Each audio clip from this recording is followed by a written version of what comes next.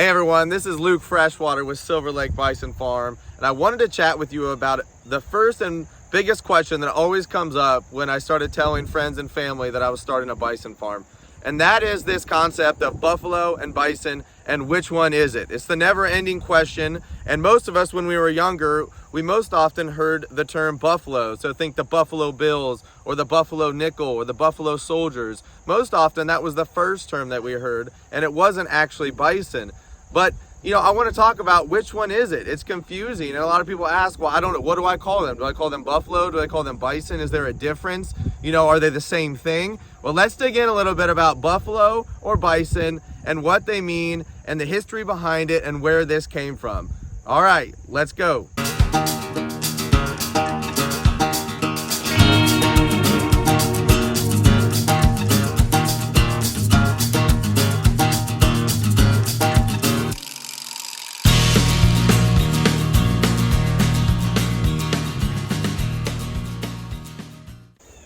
So in order to understand the history of the word buffalo, we got to go back into history, back into the 1600s. This is when the Europeans, specifically a lot of the French, were coming over here into North America and exploring this country. At the time, obviously, there was Native Americans here, and that's where we often go back to hearing about this history of the buffalo. But as the Europeans were coming across North America, they saw thousands, hundreds of thousands, and honestly what they say is millions of bison and these herds roaming the plains. And for them, they saw these huge, majestic, massive animals going across the fields. And in their mind, they thought buffalo. So where did they get the word buffalo? Well, over back in Europe and Africa, there's this other animal called the Cape buffalo. And in their minds, it was a very similar animal, a large animal with horns. And they thought, well, what else are we going to call it? We're going to call it a buffalo because that's what they were most used to and what looked most similar to that animal. So when the Europeans were over here, they started calling them buffalo. The Cape buffalo is found in the sub-Sahara over in Africa, whereas the water buffalo is found in Asia. Two different animals, two different buffalo terms. They're both very large, horned animals, but very, very different than the American bison that we're referring to. But again, when these Europeans were over here, they didn't know what this animal was. So most often in life, when we see something similar to what we know, that's what they're going to call it. It was new to them. The water buffalo and the Cape buffalo, you see, they have a lighter coat, they have larger horns, and they have a moderate to smaller size hump on their back. Well, as we know with the North American buffalo or the bison, they have a thicker coat, they have more smaller size horns, and they obviously have a larger hump on their back. So different animals, but again, they look similar and similar in size. Genetically, bison are actually more closely related to cattle, like we're obviously used to here in America, than they are the water buffalo or the Cape buffalo. So scientists actually use the name bison to more accurately say what this animal is. Their genus species name, that's like the scientific term for this animal, is bison. And that's where we get the term for this animal, bison.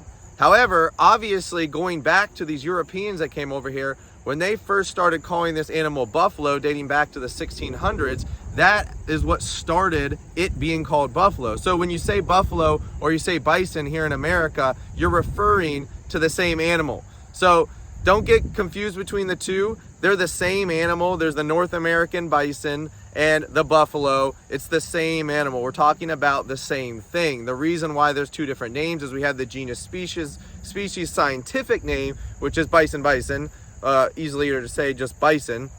And then we have this buffalo name, which came all the way back from when the Europeans were first coming over here into America and saw this amazing, majestic animal, which at the time, there was approximately 30 to 60 million bison roaming the lands during that time. And so it was amazing for them to come over and see these animals.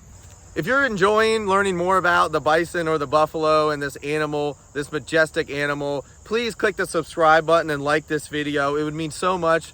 Your support means so much to us as a family. And if you want to watch us start this bison farm and go along this journey, please click the subscribe and like button.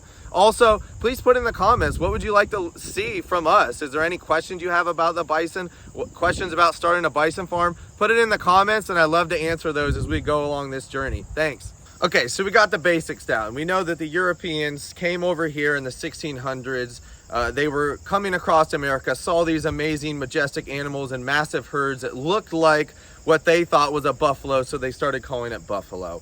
The Native Americans at the time were interacting with the Europeans, and they obviously started to adopt this English term that they would call the buffalo. So the biggest question is, Luke, what do we call them? Do we call them buffalo? Do we call them bison? Listen, here's the answer. It doesn't really matter. You can call them whatever you want. These majestic, shaggy, massive animals, they don't care what you call them. Call them a buffalo, call them a bison. If you want to be scientifically correct, then the correct thing to call them is bison. Because of their genus, species, and scientific name, the correct name is bison. That's what you'll most often hear me call them. We call it Silver Lake Bison Farm because it's the most technical and accurate term. However, as you're talking, and you'll even hear at different bison associations and books, you'll often hear them referred to as either buffalo or bison interchangeably. And that's just because at the end of the day, the North American bison, the buffalo, it's the same animal. It's the same thing that we're talking about. So it's okay if you want to call them either one. Just know that these animals that you're talking about, it's the same thing. Okay, so there's one more thing we need to dig into, and that's the two different types of bison that are out there. There's two. There's the woods bison and there's the plains bison.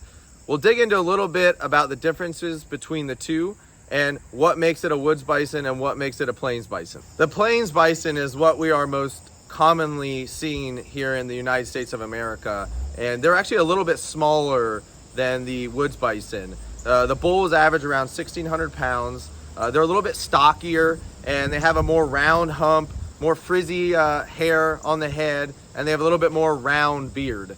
The woods bison is most commonly found up in Canada. Those bulls are a little bit bigger, around 1,800 pounds. Their hair is a little bit more darker in color. They have a little more of a pointed beard there at the bottom. Their skin is a little bit darker, where the plains bison, it's a little bit lighter, and their hump is more squared. It's got a more of like a square pronounced hump. They're a little taller. They got a little more height on them, a little less stocky than the plains bison is. So there's some slight differences between these two types of bison. You can look at some pictures, and if you were to compare the two, you would see a difference. But those are the two types of bison that we have. The woods bison, the plains bison. Again, the plains bison is what we're most commonly used to here in the United States of America. It's more than likely what we're going to be bringing into Silver Lake Bison Farm here. And then we have the woods bison, which is more commonly found in Canada up into Alaska. The largest wild bison herd is found in a place that most of us have heard of, which is Yellowstone. A lot of us hear about the Yellowstone bison herd. So that herd is around roughly 4,500 bison, and they are actually plains bison. So the largest plains bison, the largest bison wild herd in the U.S. is found out in the Yellowstone, and those are going to be the plains bison. Most bison are on farms and ranches across the U.S., but the largest wild herd is found there at Yellowstone.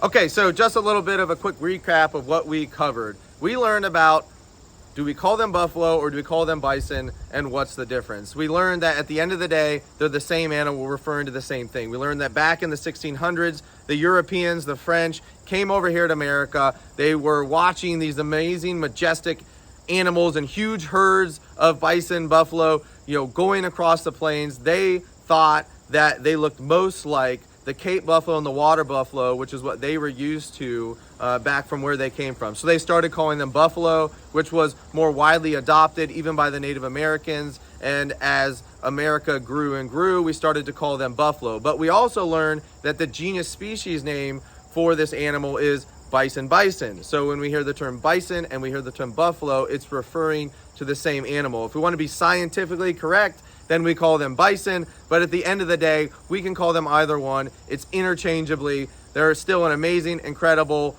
animal that we are just find majestic and is the national mammal of the United States. We also learned that there's two types of bison. There's the woods bison and the plains bison. The woods bison is most commonly found up in Canada. There's some small differences with it, a little bit bigger. We have the plains bison, which is more commonly found here in the United States of America. Maybe a little bit smaller, 1,600 pounds for the bulls, whereas 1,800 pounds-ish for the woods bison. Some small differences in color of their hair and their beards and some things like that, but definitely a similar animal. Two types, woods bison, plains bison. I hope you learned something today about the buffalo or bison, whichever you prefer to call it.